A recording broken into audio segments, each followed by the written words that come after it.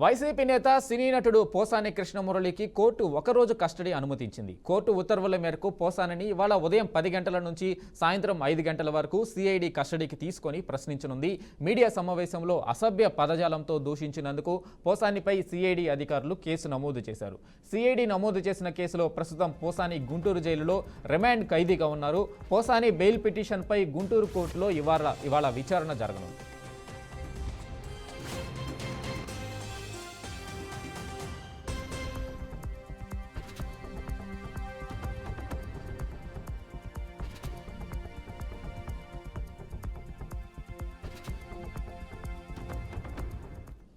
ఇక పోసాని విచారణకి సంబంధించి పూర్తి అప్డేట్స్ మా ప్రతినిధి శ్రీనివాస్ అందిస్తారు. శ్రీనివాస్ చెప్పండి,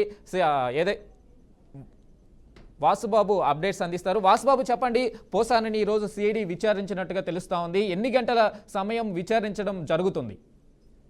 రైట్ వెంకటేష్, వైసీపీ అధికారంలో ఉన్నప్పుడు అనుచిత వ్యాఖ్యలు చేసిన పోసాన్ని ప్రస్తుతం ఏడీ పోలీసులు అయితే విచారణకు తీసుకోవడానికి ఈ రోజు కోర్టు అనుమతించింది. ప్రస్తుతం ఈ రోజు ఉదయం 10:30 నుంచి 3:30 వరకు పోసాన్ని విచారించబోతున్నట్లుగా తెలుస్తుంది. ఈ 13 కేసులకు సంబంధించి ఇవాళ సిఐడి పోలీసులు అయితే పోసాన్ని విచారణకు తీసుకురావడానికి గుంటూరులో ఉన్న ప్రస్తుతం జిల్లా జైలు నుంచి అదుపులోకి అయితే తీసుకున్నారు. ప్రస్తుతం గుంటూరు జీజీహెచ్ కు, జిల్లా జైలు నుంచి గుంటూరు జీజీహెచ్ కు అయితే వైద్య పరీక్షల నిమిత్తం పోసాని కృష్ణమురళిని తరలించారు. అనంతరం వైద్య పరీక్షలు ముగిసిన అనంతరం వాళ్ళైతే కస్టడీలోకి తీసుకుని ఈ ఒకరోజు విచారణ చేయడానికి కోర్టు అయితే అనుమతించింది వెంకటేష్. అయితే విచారణ అనంతరం ఆయన తిరిగి జైలుకు పంపుతారా? ఏదైతే బెయిల్ మంజూరు చేసింది కదా, బెయిల్ మంజూరు చేశాక కూడా సిఐడి విచారణ కోసం అని చెప్పేసి ఆయన రిమాండ్గా తీసుకోవడం జరిగింది. విచారణ అనంతరం ఆయన్ని తిరిగి కోర్టు జైలుకు పంపించే అవకాశం ఉందా? రిమాండ్ ఎన్ని రోజులు ఉంచే అవకాశం ఉంది?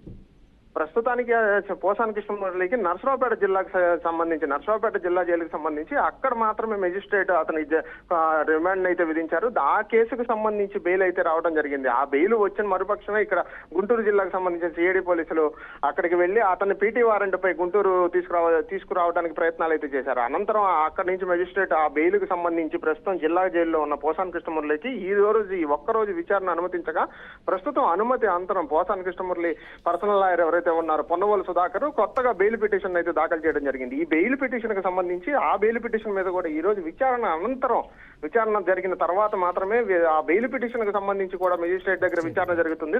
తర్వాత దానికి సంబంధించి ఆ 14 రోజులు రిమాండ్ విధిస్తారా, లేదు అంటే తిరిగి రిమాండ్ పొడిగించే అవకాశాలు ఏమైనా ఉన్నాయా, లేదు అంటే బెయిల్ ని కొనసాగించి పోసాని కృష్ణమురళికి బెయిల్ అనేది ఇవ్వడం జరుగుతుందా అనేది వేచి చూడాల్సి ఉంది వెంకటేష్. అయితే వాసుబాబు, ఏం జరుగుతుంది పోసానిని? అంటే ఇన్ని కోర్టులు ఏదైతే బెయిల్ ఒక్క కోర్టులో వస్తుంటే ఇంకో కోర్టులో మళ్ళీ హాజరుపరచడము, అసలు ఏం జరుగుతుంది? లాయర్స్, పోసాని తరపు లాయర్లు ఏం చెప్తున్నారు?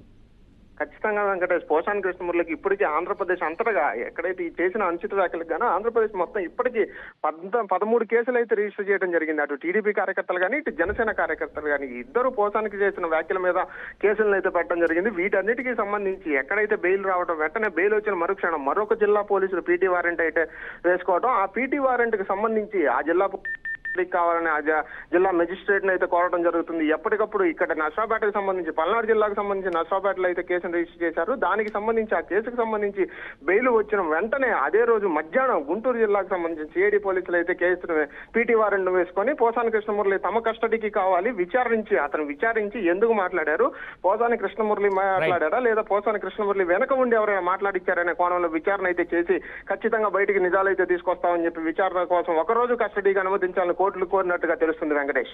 Right Vasubabu, thank you.